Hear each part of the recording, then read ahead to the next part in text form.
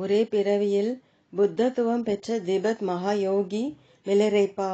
தியான சாதனை சத்திய போதனை. கானம் 47. தர்க்கம் செய்வதில் சிறப்பினை பெற்ற இரு பௌத்த பிட்சுகள் தர்மத்தை பற்றி விவாதம் செய்ய மிலரேப்பாவிடம் வந்தனர். ஆனால் அவ்விவாதம் அவர்கள் கற்பனை செய்யாத அளவிற்கு பலனை அளித்தது.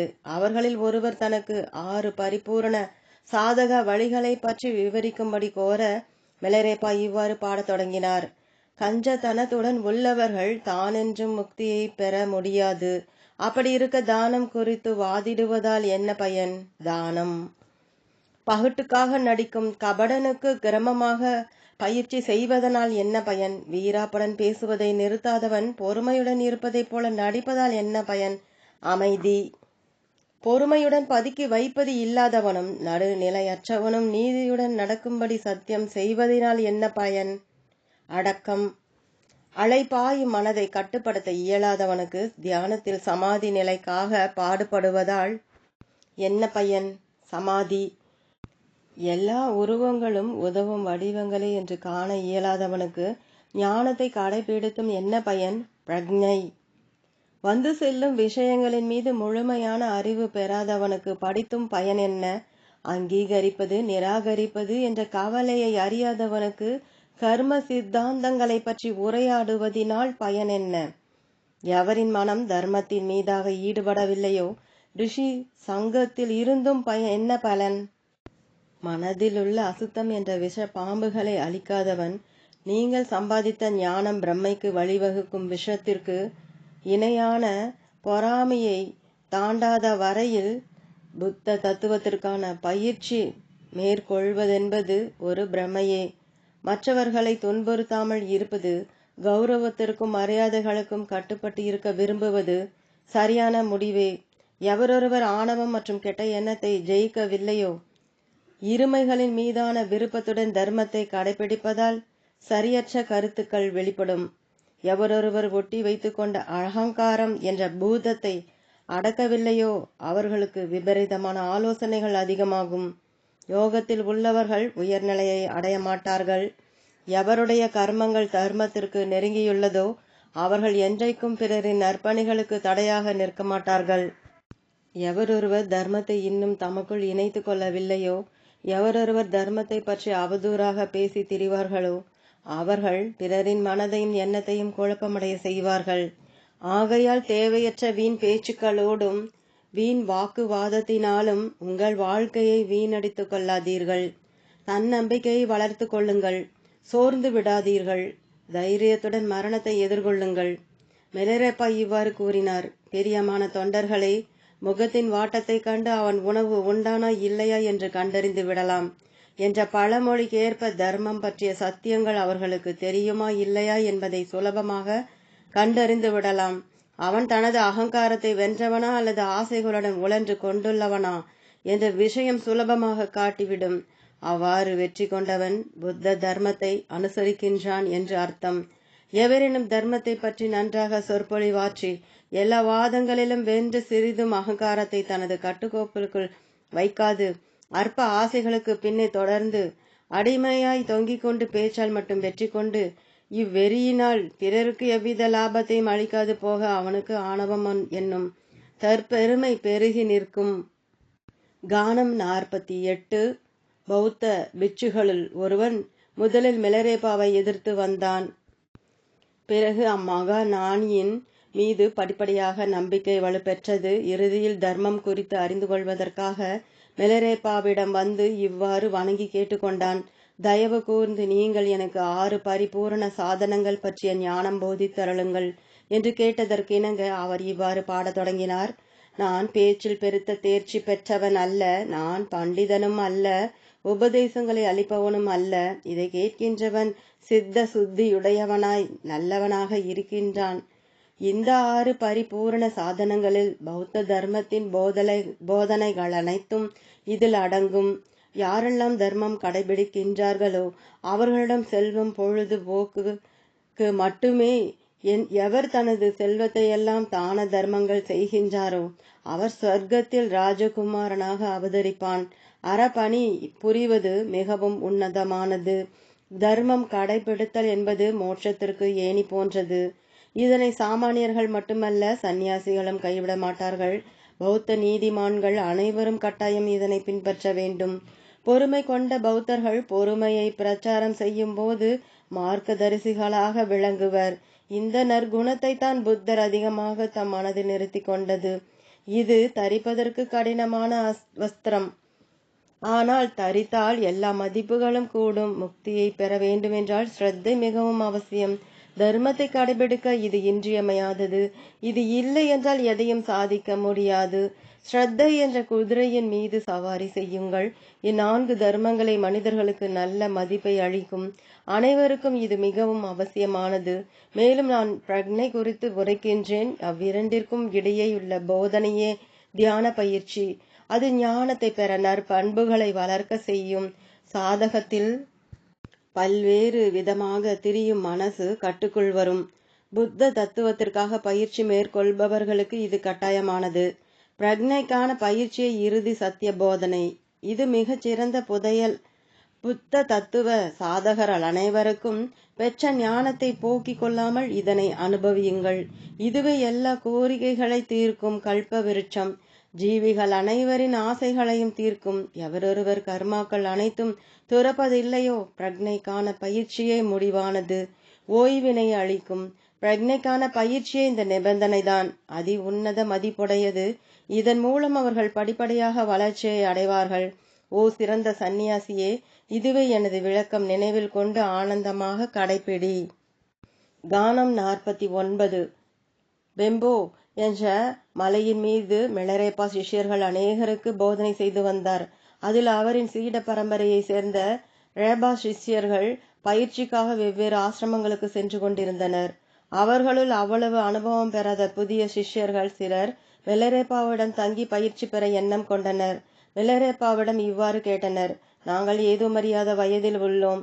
மந்த புத்தியும் விஷயங்களை நிதானமாக புரிந்து கொள்ளும் தன்மை கொண்ட எங்களை போன்றவர்களுக்கு நீங்கள் தயை கூர்ந்து எங்களுக்கு ஏற்றாறு போல புரியும் விதத்தில் போதித்து அருளுங்கள் என்று பணிவன்புடன் கேட்டுக்கொண்டனர். அதற்கு மிலரேப்பா இவ்வாறு பாடத் தொடங்கினார்: ஓ என் அன்புக்குரிய சிஷ்ய புத்திரர்களே, கேளுங்கள். ஏதும் தெரியாத இச்சமயத்தில் சாங்கிய முனி உரைத்த தர்மம் பௌத்த தர்மம் பிரதிபலிக்கும். எவரொருவர் விடாப்புடையுடன் முயற்சிக்கின்றார்களோ ஸ்ரத்தை என்ற வார்த்தையை உங்கள் இதய பலகையின் மீது முத்திரையிடுங்கள். உங்களுக்கு தியான சமயத்தில் நித்திரை வந்தால் விழிப்புணர்வுடன் உடல், மனம் மற்றும் வாயாலும் திடமாக பிரார்த்தனை செய்யுங்கள். உங்களுக்கு ஞானம் என்ற அக்னி ஒளி குறையும் போது அதனை முழு விழிப்புணர்வுடன் பிரகாசிக்க செய்யுங்கள். நீங்கள் இந்த சம்சாரம் என்ற சிறை பந்தத்திலிருந்து விடுபட வேண்டுமெனில் அகண்ட தீட்சையுடன் வழி தவறி விடாமல் பயிற்சியை மேற்கொள்ளுங்கள். முக்தி அடைய வேண்டுமென்று நீ விரும்பினால் உலகத்தை துற. உன் ஆழ் மனதிலிருந்து உண்மையாக தர்மத்தை கடைபிடிக்க எண்ணினால் என் வார்த்தைகளை செவிமடுங்கள், என் பாதையை பின்பற்றுங்கள். நீ சம்சார விஷயங்களில் முழுமையாக மூழ்கி இருந்தால் மரணம் வரும், அதை மறவாதீர்கள். கடினமாக தீவிர தியான பயிற்சி செய்தால் புத்தத்துவம் பெற்று நிகழ்காலம், எதிர்காலம், கடந்த காலம் என முக்காலத்தையும் அறிவீர்கள். நீ எப்பொழுது தர்மத்தை முழு மனதுடன் கடைபிடிக்கின்றாயோ அப்பொழுது குருவின் பேரருள் பிராப்திக்கும். கேட்டவை யாவும் பிழையின்றி உங்களுக்கு புரிந்தால் நிச்சயமாக நீ மகிழ்வுடன், மிகவும் மகிழ்வுடன் இருப்பாய். ஆனந்தம் உன் பாதையாக மாறும். இது என் அனுபவமாகும். கானம் 50. தர்மம் போதிக்க மிலரேப்பாவுக்கு சில தேவதைகள் சொர்க்கத்திற்கு அழைப்பு விடுத்தனர். அதற்கு மிலரேப்பா அவர்களுக்கு எச்சரிக்கை செய்தார்: நீங்கள் கட்டாயம் தெரிந்து கொள்ள வேண்டிய விஷயம் யாதெனில், உண்மையான சொர்க்கம் தொலைவில் உள்ளது. அது நிலையற்றது, நம்ப தகுந்தவை அல்ல. சொர்க்கத்தில் பிறப்பதென்பது ஒரு வியத்தகு விஷயம் அல்ல. அதற்கு தேவதைகள் இவ்வாறு கூறினர்: எங்களை போன்ற அஞ்ஞானிகளை தீய எண்ணங்கள் எப்பொழுதும் எங்கள் மனதில் திறந்தவாறு இருக்கும். ஆதலால் தயை கூர்ந்து எங்களுக்கு இந்த தவறுகளை சரி செய்து கொள்வது எப்படி என்பதை தெரிவியுங்கள். அதன்படி நாங்கள் செயலாற்றி எங்கள் தவறுகளை திருத்திக் கொள்கிறோம். அதற்கு மிலரேப்பா இவ்வாறு பாடத் தொடங்கினார்: ஓ நம்பிக்கைக்குரிய தேவதைகளை, தொடர்ந்து தர்மத்தை பின்பற்றும் எண்ணம் உங்களுக்கு இருந்தால் உள்முகமாக ஒருமுகப்படுத்தி சரியானதொரு தியான பயிற்சியை மேற்கொள்ளுங்கள். மிக அழகாய் தோன்றும் வெளிப்புற பந்தங்களை துறந்து விடுங்கள். இப்பரிகாரத்தை மனதில் ஏற்றி வெளிப்புற பந்தங்களுடன் பழகுங்கள். உங்களை நீங்களே கட்டுக்குள் வைத்துக்கொண்டு விழிப்புணர்வுடன் நீங்கள் சாந்தமாயிருங்கள். அப்படி அமைதி காப்பது உங்கள் மதியில் மற்றும் பேச்சிலும் இருக்கின்ற அழகாகும் ஒளி. அவ்வொளி உங்களின் தேவையற்ற செயல்கள் யாவிற்கும் ராஜினாமா கடிதம் போன்றது. உங்கள் மனம் விருப்பமற்ற குழப்பம் உருவாக்கும் சூழ்நிலைகளை எதிர்கொள்ள வேண்டி வரும்போது உங்களை நீங்களே கவனித்துக் கொள்ளுங்கள். விழிப்புணர்வுடன் இருங்கள். உங்களை நீங்கள் எச்சரியுங்கள். சினம் என்ற அபாயம் உங்களுக்கு பாதை வகுத்து கொண்டே இருக்கும். உங்களிடம் வசீகரமான பொருட்கள் வந்து சேர்ந்தால் உங்களை நீங்கள் கூர்ந்து கவனியுங்கள். விழிப்புணர்வுடன் இருங்கள். உங்களின் மீது நீங்கள் முழு கவனம் செலுத்துங்கள். பேராசை எனும் அபாயம் உங்கள் பக்கத்திலேயே உள்ளது. உங்களை பாதிக்கின்ற அவமதிக்கின்ற வார்த்தைகள் உங்கள் காதுகளில் விழுந்தால் உங்களை நீங்கள் கூர்ந்து கவனியுங்கள். விழிப்புணர்வுடன் இருங்கள். நீங்கள் நினைவில் கொள்ள வேண்டியது தீங்கு விளைவிக்கும் அவ்வொளிகள் உங்கள் காதுகளுக்கு பிரம்மை என்று தெரிந்து கொள்ளுங்கள். நீங்கள் உங்கள் நண்பர்களுடன் இருக்கும்போது உங்களை நீங்கள் கூர்ந்து கவனியுங்கள். மேலும் எச்சரித்துக் கொள்ளுங்கள். இவ்வாறு என் ஆழ் மனதில் வெறுப்பு முளைக்காமல் இருக்க வேண்டும். உங்களுக்கு அதிகமாக சேவைகள் மற்றும் காணிக்கைகள் பெறும்போது கவனத்துடன் உங்களை நீங்கள் எச்சரித்துக் கொள்ளுங்கள். இவ்வாறு என் இதயத்தில் கர்வம் முளைத்து விடுமோ என்ற ஐயம் எழுகிறது. ஜாக்கிரதை வகிக்க வேண்டும். எல்லா நேரங்களிலும் உங்களுக்குள் உள்ள தீய எண்ணங்களை வெல்லுங்கள். நீங்கள் அன்றாட வாழ்வில் எதிர்கொள்ளும் பிரதி சங்கடங்களை அவற்றின் பூஜ்யம் மற்றும் பிரம்மை குறித்து நன்கு ஆலோசியுங்கள். ஆனால் இங்கு 100 பேர் முனிவர்கள் மற்றும் பண்டிதர்கள் கூடியிருந்தாலும் அவர்களும் இதைவிட மேலாக சொல்ல மாட்டார்கள். நீங்கள் அனைவரும் சந்தோஷமாக செல்வாக்குடன் இருங்கள். நீங்கள் ஆனந்தமான பேருள்ளம் கொண்டிருங்கள். தர்மத்தை பக்தியுடன் ஆசரியுங்கள். கானம் 51. சாம்ஜே என்ற 16 வயது காவல்கார சிறுவன் உண்மையில் மனம் என்றால் என்ன என்பதை அறிய எண்ணினான். மிலரேப்பா அவனை பரிசோதித்து அவனுடைய ரத்தினங்களை புத்த வழிகளை தன் கண்முன்னே நிறுத்தி தியானம் செய்வித்தார். அச்சிறுவன் 1 வாரமாக காணாமல் போனவுடன் அவனின் தந்தை தன் மகன் இறந்து விட்டானோ என அச்சம் கொண்டார். பிறகு ஒரு சேற்று குழியில் தன் மகன் அமர்ந்திருப்பதைக் கண்ட அப்பெற்றோர்கள் அவனிடம் ஏன் 7 நாட்களாக வீட்டிற்கு வரவில்லை என்று கேள்வி கேட்க தான் சில மணி நேரம்தான் அமர்ந்திருந்ததாக பதில் உரைத்தான். உண்மையில் அச்சில மணி நேரம் 7 நாட்கள் கடந்தது. மிலரேப்பா மனதை பற்றி போதித்தவாறு இவ்வாறு பாடினார். ஓ அன்புக்குரிய ஆடுகளை காப்பவனே, என் வார்த்தையை கேள்.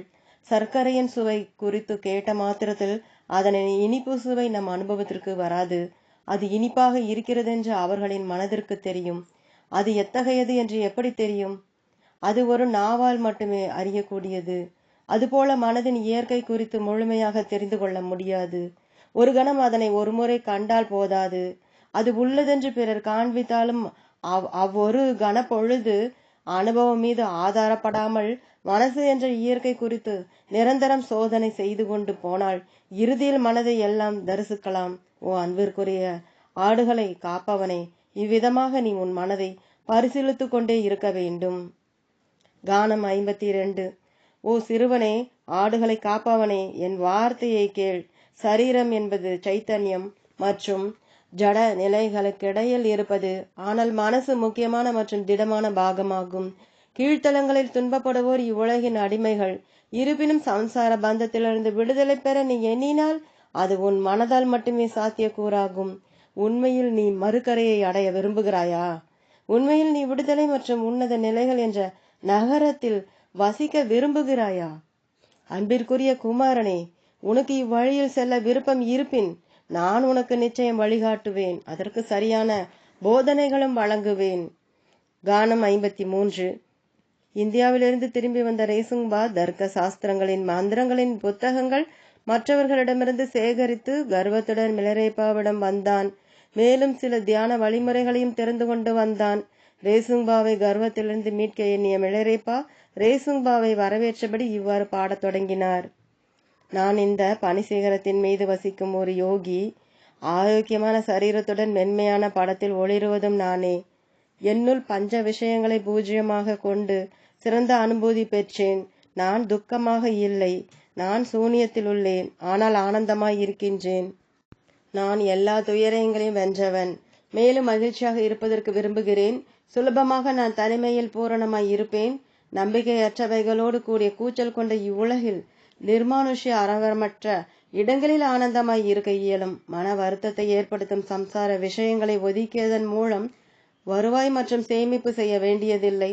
நான் கல்வியாளனாக வேண்டிய அவசியமில்லை. ஆகையால் எனக்கு புத்தகங்கள் அவசியமில்லை.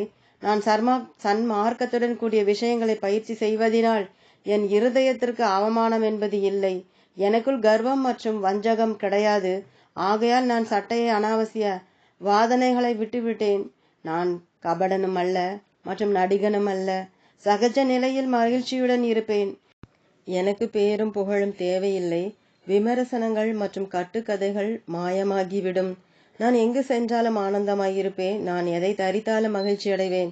நான் எந்த உணவை உண்டாலும் திருப்தி அடைவேன். நான் எப்பொழுதும் ஆனந்தமாயிருப்பேன். என் குருநாதர் மார்பா அவர்களின் தயவால் நான் என் வயதான தந்தையாகிய மிலரேப்பா அவர்கள் மூலம் சம்சாரம் மற்றும் முக்தி நிலைகள் என்றால் என்ன என்பதை தெரிந்து கொண்டேன். என் ஆசிரமம் எல்லாம் யோகத்துவம் எனும் ஆனந்தத்தால் நிரம்பியுள்ளது. உன் சகோதரர்களான ரேப்பா சிஷ்யர்கள் யாவரும் நலமாய் உள்ளனர். அவர்கள் வெகு தூரத்தில் மலைகளின் மீது தியான பயிற்சியில் முன்னோக்கி செல்கின்றார்கள். ஓ மகனே ரேசுங் டார்ஜே ட்ராங்போ, நீ பாரத நாட்டிலிருந்து திரும்பி வந்தாயா? நீ பயணத்தின் போது சோர்ந்து விட்டாயா? உன் மூளை சுறுசுறுப்புடன் தயாராக உள்ளதா? அசதி தீர்ந்ததா? பாடலை பாட உன் குரல் வளமாக உள்ளதா? உன் குரு உரைத்த போதனைகள் மனதில் நிறுத்தி கடைபிடிக்கின்றாயா? எந்த உபதேசங்கள் எதிர்பார்த்து நின்றாயோ அது கிடைத்ததா? இன்னும் வேறேதும் இதர போதனைகள் ஏதாவது கிடைத்ததா? நீ நல்லத பாண்டித்யத்தை மற்றும் ஞானத்தை சம்பாதித்தாயா? நீ உன் கர்வத்தை மற்றும் ஆணவத்தை உணர்ந்தாயா? எண்ணங்கள் மற்றும் முற்பிறவியின் கர்மாக்கள் இன்னும் உன்னை துரத்துகிறதா? இப்பாடல் உன் வருகைக்கான என் வரவேற்பு கீதம். பஞ்ச விஷயங்கள் பேராசை, மோகம், துவேஷம், ஆணவம், பொறாமை. கானம் 54. மான் என்ற ஊரைச் சேர்ந்த 5 சந்நியாசிகள் நடுத்தர வயதுடையவர்கள் மிலரேப்பாவின் சீடர்களானார்கள். சில காலம் சத்சங்கம் கழிந்த பின் அவர்கள் மிலரேப்பாவை தமது கிராமத்திற்கு அழைத்தனர். கிராமத்திற்கு திரும்பச் செல்ல எண்ணம் கொண்டனர். அவர்கள் இவ்வாறு கூறினார்கள்: மகானுபாவரே, உங்கள் மனம் மாறாத வரையில் உங்களுக்கு தியான பயிற்சி அவசியமில்லை. ஆகையால் நீங்கள் எங்களுக்காக எங்கள் கிராமத்திற்கு வருகை புரிந்து கிராம மக்கள் அனைவரும் தர்மத்தை போதித்தருங்கள் என்று கூறினார்கள். அதற்கு மறுமொழியாக, தியான பயிற்சியில் திளைத்திருப்பதே மாபெரும் மனித சேவையாகும். என் மனம் என்றும் மாறாது ஏகாந்தமாய் தன்னோடு தான் இருப்பதுவே ஒரு சிறந்த யோகிக்குரிய நற்பண்புகள் என்று எடுத்து கூறி இவ்வாறு பாடத் தொடங்கினார். என் தியான பயிற்சி வாயிலாக உங்கள் அனுகிரகம் என் மீது இருந்து எமை புனிதனாக்கி விமுக்தி அடைய செய்யுங்கள் என்று பிரார்த்தித்தவாறு நான் என் குருநாதருக்கு நன்றிகள் தெரிவித்துக் கொள்கிறேன். தர்மத்தை அனுசரிக்கும் ஓ பாக்கிய பெற்ற சீடர்களே, நான் கம்பீரத்துடன் முக்கியமான அம்சங்களை பாடும் பொழுது கவனத்துடனும் ஸ்ரத்தையுடனும் மனமொன்றி கேளுங்கள். பனிமலைகளிலே தெரிகின்ற பெண் சிங்கம் மேற்பகுதியில் இருந்தவாறு கர்வத்துடன் நிமிர்ந்து நிற்கும். அப்பெண் சிங்கம் அச்சம் கொள்ளாது. கர்வத்துடன் மலைகளெல்லாம் தெரிந்தபடி இருக்கும். அது பனிமலைகளில் தெரியும் சிங்கங்களின் பொது இயல்பு. இந்த சிவப்பு பாறை நிலங்களில் திரிகின்ற கழுகுகளின் ராணி தனது விசாலமான இறகுகளுடன் வானத்தில் பறந்து திரியும். அது எப்பொழுதும் விழுந்து விடுவோமோ என்ற பயம் கொள்ளாது. ஆகாயத்தில் பறப்பது கழுகின் இயல்பு. மாபெரும் கடலின் ஆழத்திற்குள்ளும் தாழ் மீன்களின் ராணி அழகாய் ஜொலித்தபடி இருக்கும். தனக்கு மூழ்கி விடுவோமோ என்ற பயம் இருக்காது. தண்ணீரில் நீந்துவது மீன்களின் இயல்பு. ஓக் மரத்தின் கிளைகளின் மீது குரங்குகள் வேகமாய் அங்குமிங்குமாய் தாவி குதிக்கும். அவற்றிற்கு விழுந்து விடுவோமோ என்ற பயம் இருக்காது. அவ்வாறு இருப்பது அக்குரங்குகளின் இயல்பு. அடர்ந்த காட்டில் இலைகளின் நிழலில் சிறுத்தை புலி அங்குமிங்குமாய் திரிந்தவாறு ஓடிக்கொண்டிருக்கும். அது பயத்தினால் அல்ல, கவலையுடனும் அல்ல. அது அதனுடைய அகங்காரத்தை திமிரை வெளிப்படுத்துகிறது. இது சக்தி கொண்ட புலியின் சிறப்பு. சிங்க மலை காடுகளில் மிலரேப்பாவாகிய நான் சூன்ய நிலையில் தியானம் செய்தவாறு இருக்கின்றேன். எனக்கு புரியவில்லையே என்ற பயத்தினால் அல்ல. நிரந்தர தியான பயிற்சி என்பது யோகிகளின் பண்பு. மகா யோகிகள் எவரேனும் நிரந்தர தியான பயிற்சியில் சிறந்து விளங்குபவர்கள். வெளியுலகில் எதையும் ஆசைப்பட மாட்டார்கள். ஏகாந்தமாய் அவர்கள் செய்யும் பயிற்சி பேரும் புகழுக்காக அல்ல. அது இயல்பாக அவர்களின் இதயத்திலிருந்து உதிக்கும். இதுவே உண்மையான பந்தத்திலிருந்து விடுதலை ஆதல் மற்றும் துரத்தல் என்ற உணர்வாகும். ஞான பயிற்சி மார்க்கத்தை போதிக்கும் யோகிக்கு மிக திறமை இருக்கும். அவர்கள் எப்பொழுதும் மலை குகைகளில் திரிவார்கள். அவர்கள் மனிதர்களை வெறுத்தவர்கள் அல்ல, போக வைபோகத்தினால் அல்ல, ஆனால் தியான பயிற்சி செய்வது அவரவர் சொந்த விருப்பம். நான் நூல் வஸ்திரதாரிணி நிறைய பாடல்களை பாடினேன். என்னை நான் உற்சாகப்படுத்துவதற்காக மட்டும் பாடவில்லை. இங்கே கூடியுள்ள நம்பிக்கை கொண்ட சிறந்த உள்ளங்களுக்காக என் இதயத்திலிருந்து நான் வெளிப்படுத்திய இந்த வார்த்தைகள் மிகவும் எளிமையுடனும் சிறப்புடனும் இருக்கும். ஓம் தொடரும்.